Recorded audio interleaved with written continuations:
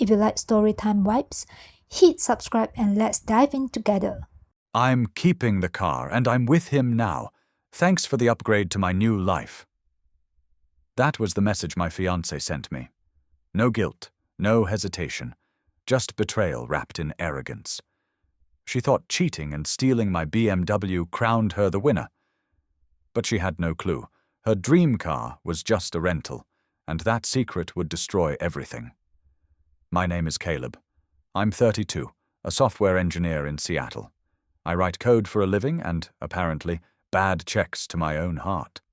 I met Caroline at a conference after-party, one of those noisy, slightly sticky rooms where the free wine is better than the music. She worked in marketing then.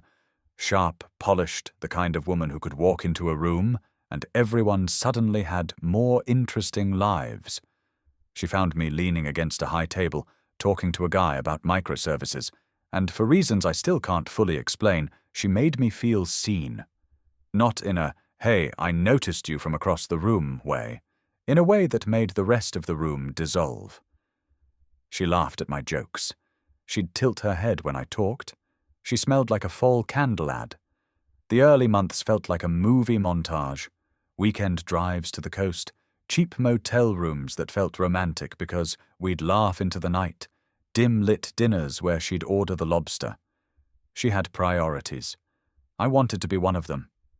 And for a while, it worked. I didn't mind picking up the tab. My salary covered it. I told myself I was investing in a life I believed in.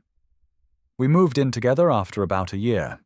The apartment was downtown, big windows, a view of the water when the fog lifted.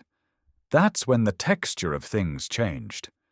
Caroline's freelancing dried up more often than she told me. Her Honda, this old, loyalty-tested thing, started needing repairs at precisely the worst months.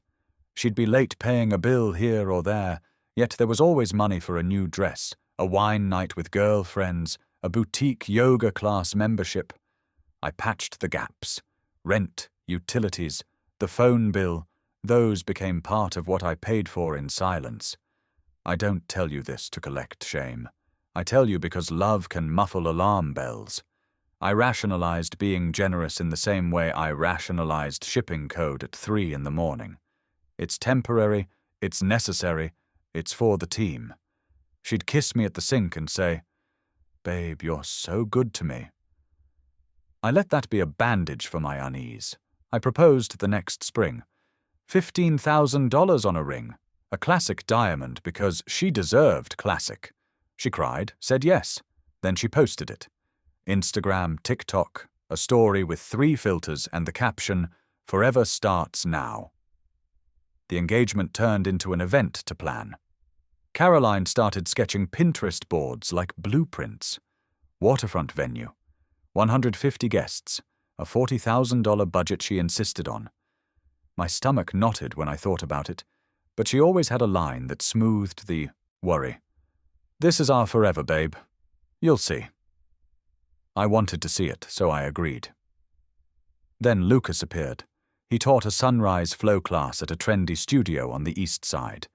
He was another brand, a wash of calm, an Insta-friendly beard, and the kind of voice that told you to breathe into your spine. Carolyn began going to the studio every morning. She came home luminous, talking about breath work and how Lucas gets her. I remember the first time I teased her about it, half joking. "You seeing Lucas more than me now?" Her smile died. "You're threatened by my growth, Caleb. He helps me find my inner peace. You're so clingy." She put distance between us with the word clingy, like it was a shield. I pulled back. I didn't want to be the jealous fiancé. Being the jealous fiancé is a role that turns people into caricatures overnight. So I let the yoga classes stack up. 3 weeks later, I came home early, splitting my head with a migraine and thinking I'd just crash on the couch. Caroline's car was in the spot. The place was quiet. I shrugged and put my laptop bag down, and then I saw the gym tote by the door, half unzipped. Something caught in the lining. Bright packaging, the kind you don't keep around when you're on birth control. A box of condoms. Not ours. We hadn't needed a box of condoms in months. My stomach dropped. She walked in 15 minutes later, hair damp, cheeks flushed, as if she'd been in a good mood at a spa. I held the box up without thinking. "We don't use these, Caroline." My voice came out tight. She went still, the way a bird freezes when it hears a distant crack. Her jaw tightened. "What are you—" She stopped. The smile flipped into something brittle. "Fine. You want the truth?" She said it slow, each word a small blade. "I'm sleeping with Lucas. I'm done with you." There's a kind of vacuum that opens in your chest the moment you hear words like that. Hurt is immediate, but then a corrosive clarity replaces it. I ask the question that always feels small and huge at the same time. "How long?" She rolled her eyes. "Long enough. I'm keeping the car, the ring, everything. I've earned it. 3 years putting up with your boring tech bro life and your average at best sex. I earned that BMW. Caleb, I have options now." She smiled like she'd dropped a mic. She shoved clothes into a suitcase, grabbed her phone, and told me Lucas was waiting in the car. She left with a performance. Head high, knock of sandals against the pavement. She posted a selfie within the hour. Caroline and Lucas splayed across a bench, sunset haloing them like a cheap rom-com filter. Caption: "Finally free with my soulmate." For a long time I sat on the couch. My hands shook. My first impulse was to follow her out screaming, to make some scene, to throw a vase and have it smash into dramatic pieces. Instead, I called my friend Max at the rental agency. I needed something more like a scalpel than a hammer. "Remember the BMW?" I asked, listening to the hold music. "The X5. Yeah, you rented that thing for her 6 months ago when her Honda was in the shop, right?" Max said, the memory making his voice brighten. "You kidding? That car was a showpiece." I told him I wanted the rental agreement sent to her email. He laughed, somewhat incredulous, and said, "You're seriously doing this?" I didn't answer. I didn't want the righteous voice in me to get too loud. I wanted the quiet, ugly truth to do the work. A twist like that isn't cinematic only because it surprises the cheating partner. It's cinematic because it reveals character. Caroline had always been a little greedy for appearances. She treated image like currency. She'd driven the X5 as if it were proof of her value, the world's verification. Once I learned her value was self-reported and borrowed, the scale of my outrage shifted to a careful, cold satisfaction. An hour later, my phone buzzed. The rental contract, forwarded from Max, landed in her inbox. It listed my name as the renter, the $2,000 monthly payments, and the return date. The subject line was clinical. Vehicle rental agreement, X5. Her response was immediate and furious. Dozens of missed calls, voicemails, texts that started with profanity and devolved into pleading. "You lying piece of crap. You told me it was mine. I drove it to Lucas's parents' dinner. You owe me a real car. This is fraud." I typed back a single line, cold and short. "Enjoy the ride. It's due back next week." What I didn't tell her was that my aim wasn't simply humiliation. I wanted reality to do what I had been too soft to do, to make consequences visible. I'd learned the hard way that when you cover up someone's lies, you become complicit. I'd paid for her comfort, yes, but I hadn't bought her honesty.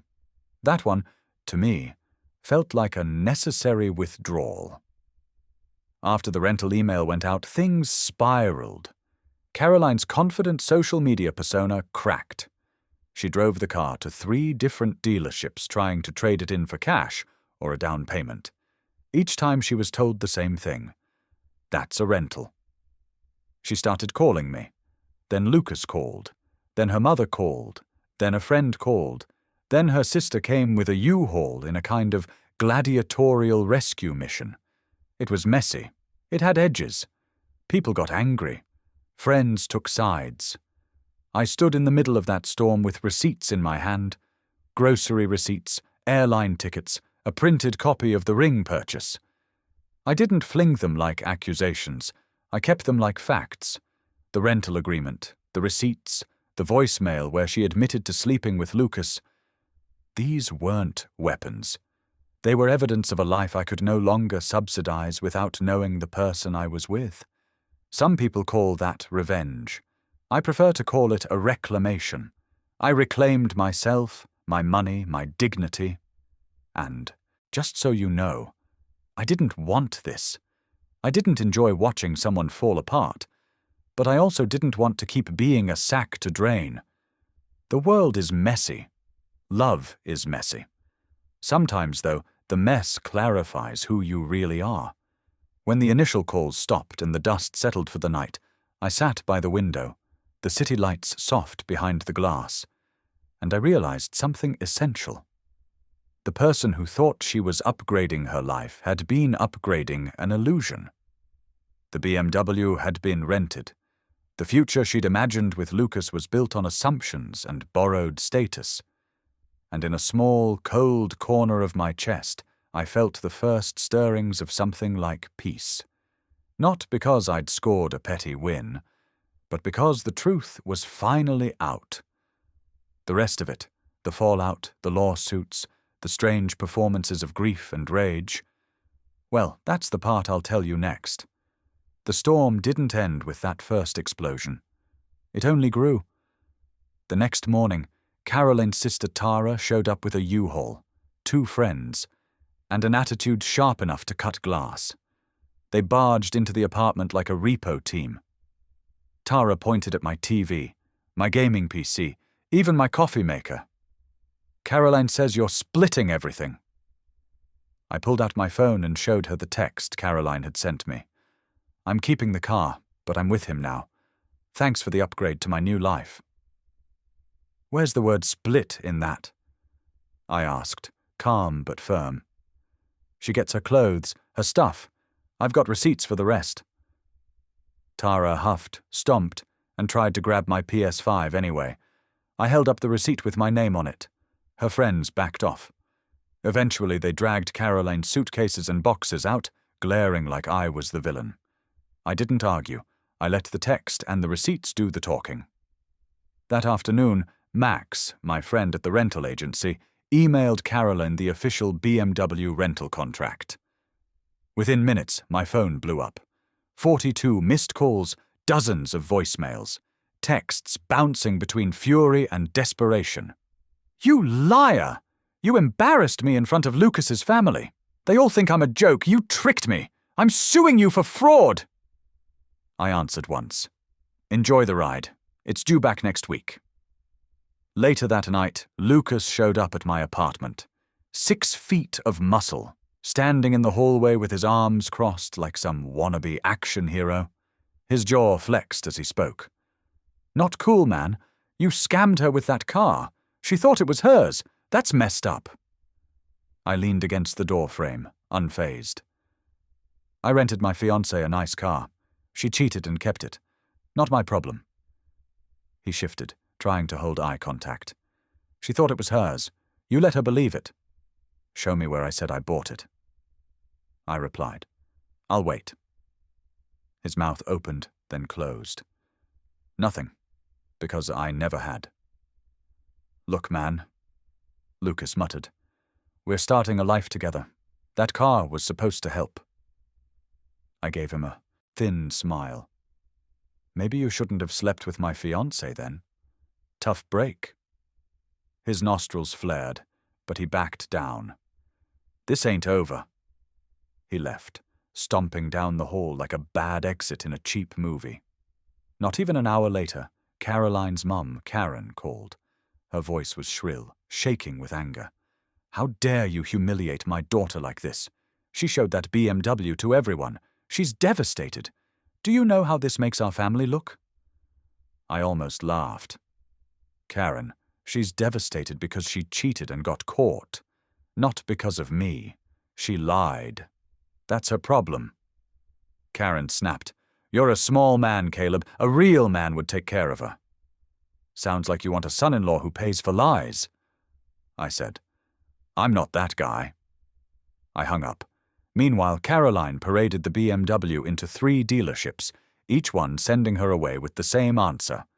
Ma'am, this is a rental. You don't own it. At the last one, she made such a scene security had to escort her out. And the desperation only got worse. She tried filing a police report, claiming I'd scammed her with a fake car. The officer called me directly. Sir, did you gift her the car? I rented it for her while hers was in the shop. I explained, emailing him the agreement. She assumed it was hers, then she cheated. The officer sighed.